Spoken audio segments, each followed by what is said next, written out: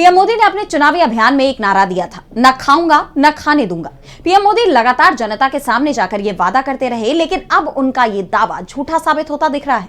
Shiv Sena UBT के मुखपत्र सामना में पीएम मोदी के इस दावे की पोल खुल गई है। विपक्ष ने भ्रष्टाचार के मुद्दे पर मोदी सरकार को घेरा है। तो क्या है ये पूरी खबर, जानेंगे इस रिपोर्ट में। भ्रष्टाचार मामले में एक बड़ा खुलासा हुआ है, जिसको लेकर मोदी सरकार घिर गई है।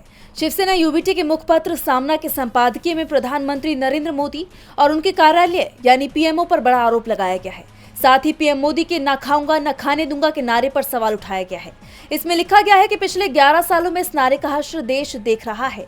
सामना ने लिखा, प्रधानमंत्री मोदी बार बार कहते रहे हैं कि वो भ्रष्टाचार बर्दाश्त नहीं करेंगे। न खाऊंगा और न खाने दूंगा उनका नारा था। पिछले 11 सालों में उस नारे का क्या हश्र हुआ, ये देश देख रहा है।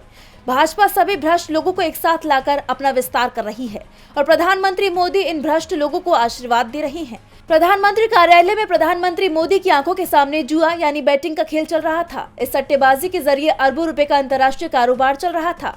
और अब जब ये खुलासा हुआ है कि प्रधानमंत्री के लाडले लोग इसमें शामिल थे, उनमें से 3 को उनके पदों से हटा दिया गया है। जैसा आप जानते हैं कि पीएमओ में ओएसडी रहे हिरेन जोशी, प्रसार भारती के अध्यक्ष नवनीत सहगल और विधि आयोग के सदस्य हितेश जैन, इन तीनों ने अचानक अपना पद छोड़ दिया। इन तीनों को उनके पदों से हटाए जाने का पाप धोने का प्रयास बताते हुए इसे मात्र दिखावे की कार्रवाई करार दिया गया है।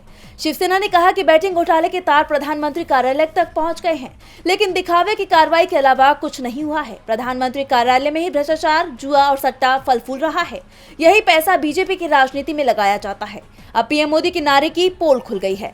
डीबी लाइव की रिपोर्ट।